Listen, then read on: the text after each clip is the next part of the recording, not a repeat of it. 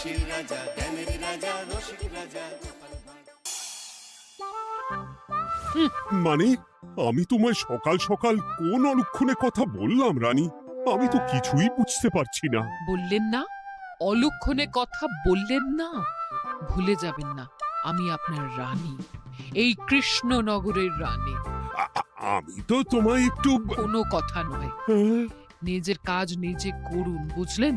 অন্দরমহলে আমার অনেক কাজ আছে। নিজের কাজ নিজে করব? আমি তোমার স্বামী, আমি তোমার কাছে এইটুকু আবদার করতে পারি না? হ্যাঁ,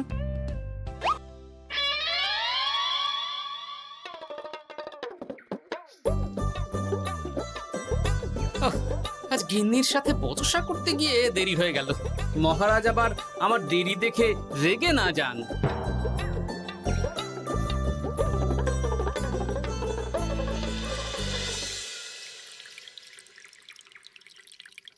হ্যাঁ, তুমি কথাটা খুব একটা মন্দ বলনি মন্ত্রী। এতে রাজ্যবাসীরও উপকার হবে আর রাজকোষেরও খুব একটা চাপ পড়বে না। তাহলে মহারাজ সব ঘরে ঘরে এই বার্তা পৌঁছে দিই। কি এত বড় সাহস তোমার? আমার মুখে মুখে কথা বলছো? যাও, বেরিয়ে যাও বলছি আমার চোখের সামনে থেকে। তোমায় আর দেখতে চাই না। আমি আবার কি বললাম মহারাজ? কি বললে মানে? কি বলতে বাকি রাখলে শুনি? বলছিলাম কি, অপরাধ নেবেন না মহারাজ, সেনাপতি তো। চুপ, একদম চুপ। আমি মরছি নিজের জ্বালায় আর তুমি ওই ভুল ভাল বলে আমার মাথা বিগড়ে দিতে চাইছো? মহারাজ রেগে আগুন, এই ছিলেন ঠান্ডা, এই তো মুখে হাসি ছিল, এখন হাতে ডান্ডা। কি বললে কবি? তুমি আমায় অপমান করলে? যাও, এক্ষুনি তোমরা সবাই দূর হয়ে যাও আমার সামনে থেকে। কাউকে চাই না আমি। এই মুহূর্তে রাজসভা আমি শূন্য দেখতে চাই, না হলে আজ সব কটার গর্দান নেব আমি। যাও বলছি।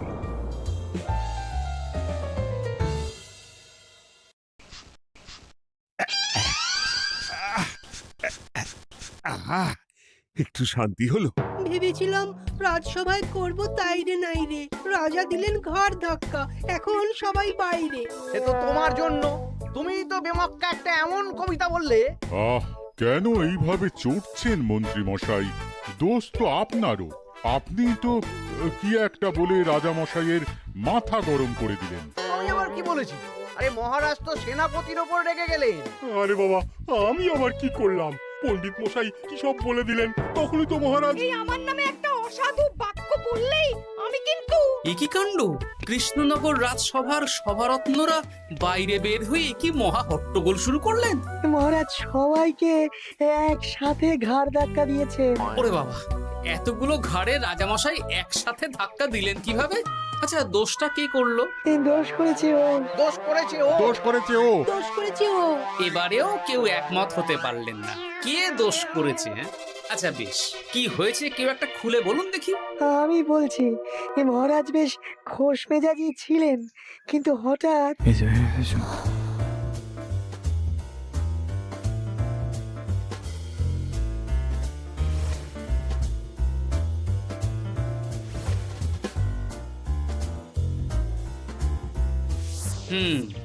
এই কাণ্ড! এ তো ভারী অদ্ভুত রোগ মনে হচ্ছে। মহারাজের আচমকা মাথায় রক্ত চড়ে গেল নাকি? হ্যাঁ, মহারাজ আপনাদের রাজসভায় ডেকেছেন। ওরে বাবা না, যাব না গো আমি, আমার কাছে আমার প্রাণ সবচেয়ে দামি। আমিও যাব না, নির্ঘাত মহারাজ গর্দান নিতেই ডাকছেন। আমিও যাব না গোপাল, আমারও প্রাণের বড় মায়া। আচ্ছা, এটা কি কোনো কথা হলো? হ্যাঁ, প্রাণের মায়া কার নেই বলুন তো? আর মহারাজ যে গর্দান নিতেই ডাকছেন তার কি কোনো মানে আছে? অন্য কারণও তো হতে পারে। তুমি কি করে বুঝলে? হ্যাঁ, বুঝতে পারিনি, তবে আন্দাজ করেছি। তোমাদের কথাতেই শুনলাম মহারাজ খোশ মেজাজেই ছিলেন, সহসা রেগে গেছেন। আবার যে সহসা খোশ মেজাজেই ফেরেননি, তাই কি বলা যায়? এটা তুমি বলনি তো বন্ধু, চলো সবে ফিরিয়ে আনি রাজসভার ছন্দ। আরে গোপাল, এসো এসো এসো। তা এত দেরি করলে কেন? বাকিরা কোথায়? তারা আসছেন মহারাজ। আপনি তাদের ডেকেছেন, তাদের ঘাড়ে কটা মাথা যে তারা আসবেন না। কিন্তু মহারাজ, আমি অন্য কথা ভাবছি। কি কথা গোপাল? আপনি নাকি সভায় আজ হঠাৎ সবার উপরে রেগে গিয়ে তাদের সভা থেকে বের করে দিয়েছেন মহারাজ। এ কি সত্যি মহারাজ? আরে না না গোপাল, মোটেও না। বলতে পারো আমি সবার সাথে একযোগে একটা রসিকতা করছিলাম। আমি দেখছিলাম সবাই আমার রসিকতা কেমন বুঝতে পারে। তাই নাকি? আসলে তুমি ছিলে না বলেই এরা কেউ আমার রসিকতা ধরতে পারেনি। এ কি সত্যি মহারাজ? আপনি সত্যি আমাদের উপর কোনো রাগ করেননি? হুম, এ কি এই সব কিছুই আপনার রসিকতা ছিল? ও মা, তাই নাকি মহারাজ? এই যে আপনি শুনিয়ে দিলেন কথা কড়া কড়া, সবকিছুই ছিল আসলে নিছক মজা করা। আহ, আবার যত সব বাজে বকছো তোমরা। এত কথা কেন? তোমরা কেউ আসলে মহারাজ কৃষ্ণচন্দ্রের রাজসভার যোগ্য নও। যাও যাও, দূর হয়ে যাও। কিন্তু মহারাজ, এই যে আপনি বললেন। আহ, তুমি সবার আগে যাও তো। তুমি হলে সব নষ্টের গোড়া। যাও বলছি, আমার আর ভালো লাগছে না। যাও। জব বাবা।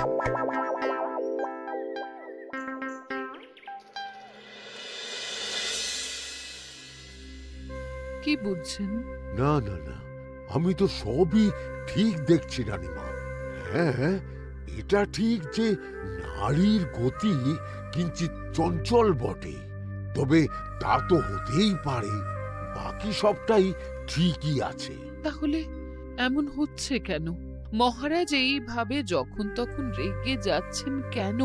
আজ শুনলাম আপনাদের সভা থেকে দুবার বের করে দিয়েছেন, আবার ফিরিয়ে এনেছেন। হুম হুম হুম। আমি ওষুধ পাঠিয়ে দিচ্ছি, আর মহারাজের কিঞ্চিত বিশ্রামের দরকার। হ্যাঁ, তোমার মাথা আর আমার মুন্ডু। বলি, আমি বিশ্রাম নিলে রাজকার্যকে চালাবে শুনি তুমি, নাকি ওই অকর্মার ঢেকি মন্ত্রী? না মানে ওই আমি। যাও, আর আমার কথা বলতে ভালো লাগছে না। আমাকে একটু একা থাকতে দাও।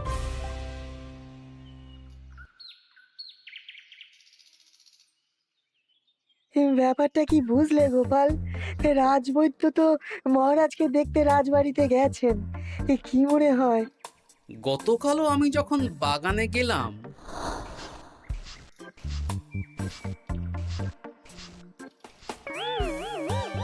গোপাল, তোমার কি মনে হয় মহারাজকে কোন রোগে ধরেছে? এই রেগে যাচ্ছেন, আবার এই মাথা ঠান্ডা হয়ে গিয়ে ডেকে পাঠাচ্ছেন। আমি বলি কি গোপাল, তখন সবার সামনে বলিনি বটে, তবে এখন তোমার সামনে স্বীকার করতে বাধা নেই। কি কথা বিজ্ঞানী? মহারাজের এই রাগের কারণ হয়তো আমি। আমার মনে হয় আমার দোষেই উনি এরকম বারবার রেগে যাচ্ছেন। কেন? আসলে মহারাজ আমাকে একটা মাথা যন্ত্রণা সারার ওষুধ আবিষ্কারের দায়িত্ব দিয়েছিলেন, তো আমি অনেক চেষ্টা করেও সেই ওষুধটা আবিষ্কার করতে পারিনি। যেটা আবিষ্কার করেছি তাতে সেরকম কাজ হচ্ছে না। আমার মনে হয় ওনার মাথা ব্যথা থেকে এরকম হচ্ছে। সে যাই হোক, তুমি কিছু একটা করো গোপাল। মহারাজের অসুখ কিভাবে সারানো যাবে সেটা নিয়ে কিছু একটা ভাবো। ভাবতে তো হবেই। আজ সন্ধেবেলায় তুমি তোমার বাড়িতে বাকি সভাসদদের ডেকে আনো, আমি সমাধান সঙ্গে নিয়ে সময় মতো চলে আসবো। আচ্ছা বেশ, তাই হবে। আমি এখনই বাকিদের খবর দিয়ে দিচ্ছি। আর বিজ্ঞানী, একটু এদিকে এসো তো, একটা কথা আছে।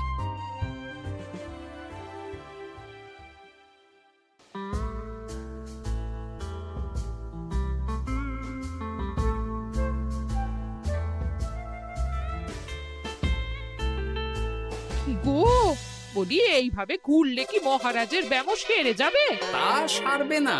তার চেয়ে এক কাজ করি, কিছুটা আলু আর ছোলা সেদ্ধ করেছি, তার সাথে নুন, লঙ্কার গুঁড়ো আর লেবু দিয়ে মেখে আলু কাবলি বানিয়ে দিই, কি বলো? হ্যাঁ, দাও দাও দাও, মন্দ হয় না। মহারাজের মন উচ্চাটন। তার কি কারণ? মাঝে মাঝে আসছেন আর মহারাজ রেগে আগুন হয়ে যাচ্ছেন, আবার যেই সে ব্যামো ঠিক হয়ে যাচ্ছে মহারাজ সেই আগের মতন। তার উপর আবার সভাসদেরা মনে করছে তাদেরও কোনো দোষ আছে। তাহলে দুয়ে দুয়ে চার করতে হবে, কিন্তু কিভাবে কিভাবে কিভাবে? এই নাও। কালু কাবলি খেয়ে পেট ঠান্ডা করে নাও দেখি।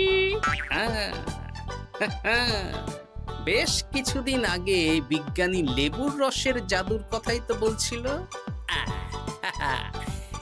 আচ্ছা গিন্নি, তুমি তোমার বিয়ের সময় তোমার বাবার মুদির দোকানের একটা কাঠের ছোট বাক্স পেয়েছিলে না, যাতে শ্বশুর মশাই মোহর রাখতেন?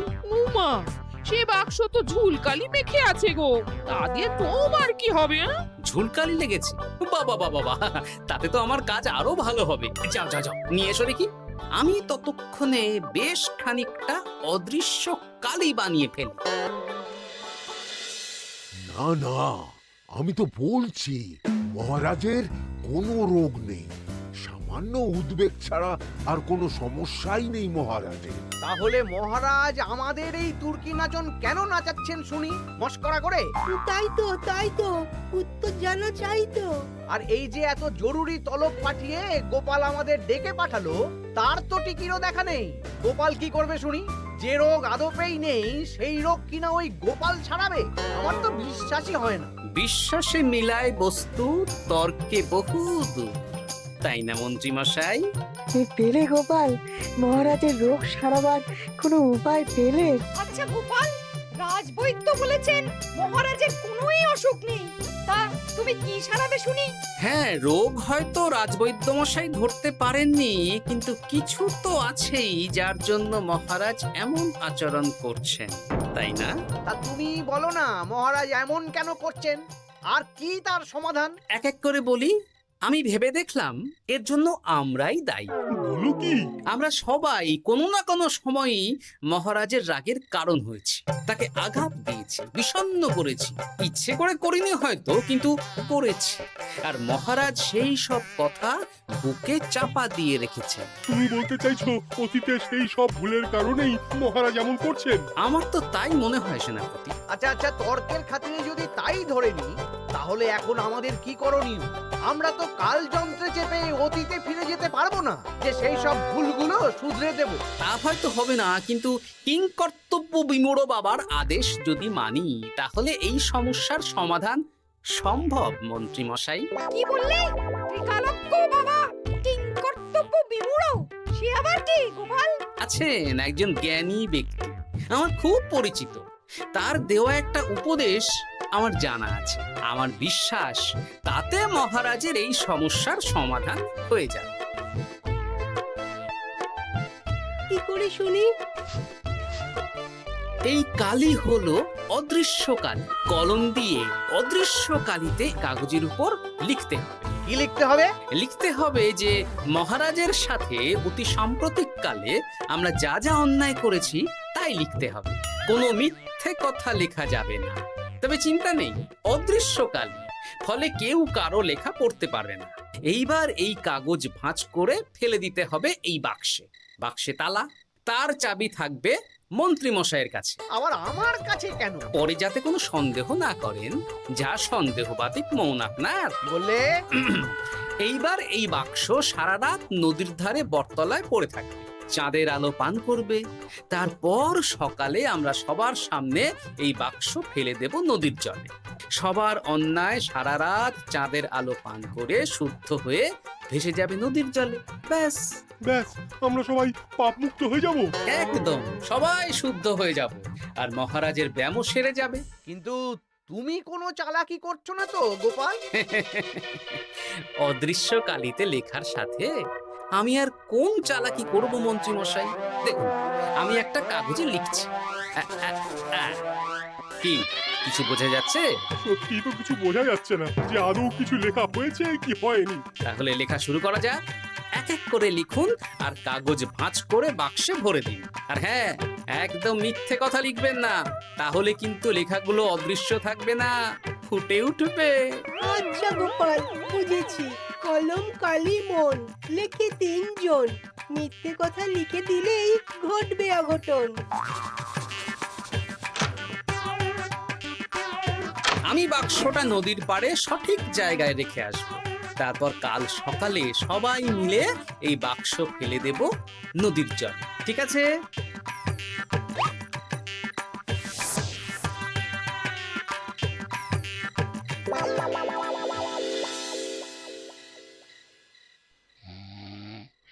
কথায় আছে, মনে যা আসে বলে যাও, ভুলেও লিখো না, তাহলেই বিপদে পড়বে। এদিকে কেমন সবাই নিজের নিজের দোষ লিখে বাক্সে ফেলে দিয়েছে। ভাগ্যিস আমি সবার লেখা কাগজগুলো রাতের অন্ধকারে বের করে আনলাম।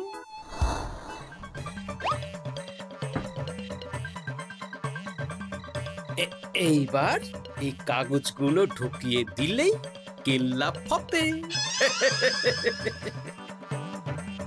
এখন সবার পাপের স্বীকারোক্তি আমার হাতের মুঠোয়।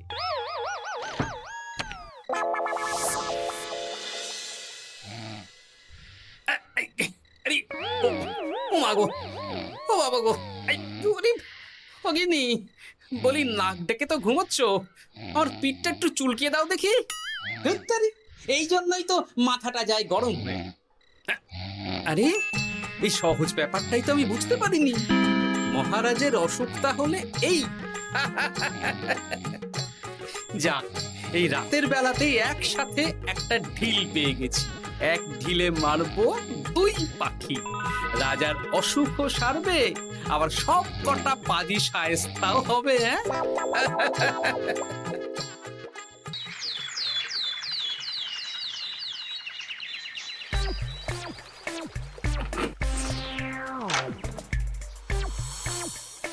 কি এইবার শান্তি হয়েছে তো মন্ত্রী মশাই? যেমন অদৃশ্য লেখা ছিল সেরকমই আছে তো? কিন্তু এতে কি মহারাজের রোগ সেরে যাবে? যাবে না মানে? মনে করুন সেরে গেছে।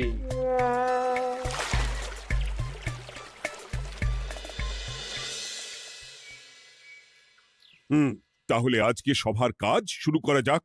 ক্ষমা করবেন মহারাজ, সবার কাজ শুরু করার আগে একটা দরকারি কাজ আগে করা দরকার।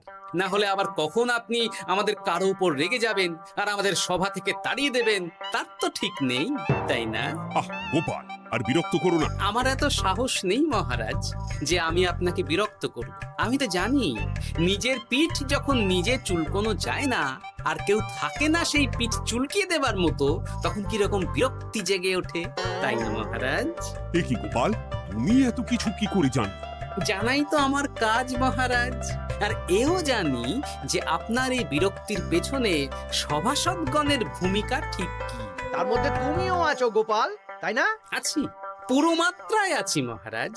তবে হ্যাঁ, আমি কিন্তু তাই বলে রাজকোষের হিসেবে গোলমাল করে মহারাজের কোপের কারণ হইনি মন্ত্রী মশাই। এটা কি গোপাল আন্দাজে বলছে? না হলে কাল অদৃশ্য কালিতে আমি কি লিখেছি সেটা জানলো কি করে? এই, আমি যা লিখেছি সেটাও কি গোপাল পড়ে ফেলেছে নাকি?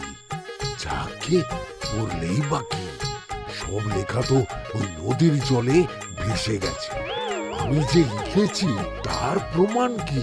তবে আর চিন্তা নেই মহারাজ, সমস্যার সমাধান হয়ে গেছে।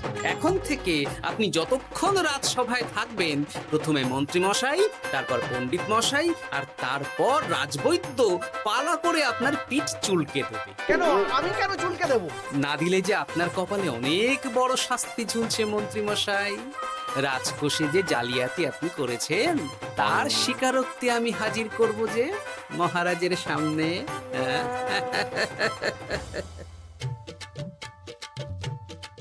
এই নিন মহারাজ, মন্ত্রী মশাইয়ের পাপের স্বীকারোক্তি। আপনি আগে মন্ত্রী মশাইয়ের লেখাটা পড়ুন, তারপর একে একে সকলের স্বীকারোক্তি দিচ্ছি। এ কি মন্ত্রী, তুমি রাজকোষ থেকে 500 মোহর চুরি করেছো, আর তার বদলে সেই হিসেব তুমি পুকুর পাড় বাঁধানোর খরচ হিসেবে দেখিয়েছো। এই সেরেছি, এটা ফুটে উঠলো কি করে? সে অনেক কাণ্ড মন্ত্রী মশাই, বাকিদের সবারটাই আছে, এত জেনে কাজ কি? না না, জানতে তো হবেই। তাহলে শুনুন, এই অদৃশ্য কালি আসলে লেবুর রস। গতকাল রাতে আমি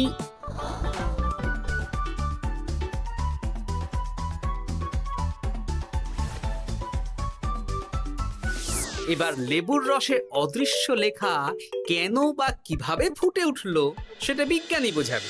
লেবুর রসে লেখা আগুনের তাপে ধরলে ফুটে ওঠে, কারণ লেবুর রসে থাকা অম্ল কাগজের সাথে থাকা শ্বেতসারের সাথে বিক্রিয়া করে এবং তাপ পেলে সেই বিক্রিয়া দ্রুত হয়ে কাগজের শ্বেতসার রাসায়নিকভাবে পরিবর্তিত হয়ে গাঢ় রং ধারণ করে। অনেক দিন আগে বিজ্ঞানীর কাছে ব্যাপারটা জেনেছিলাম, আজ কাজে করে দেখালাম। এবার মন্ত্রী মশাই দেখুন, মহারাজের সেবা করা ভালো না তার বদলে চাবুক খাওয়া ভালো?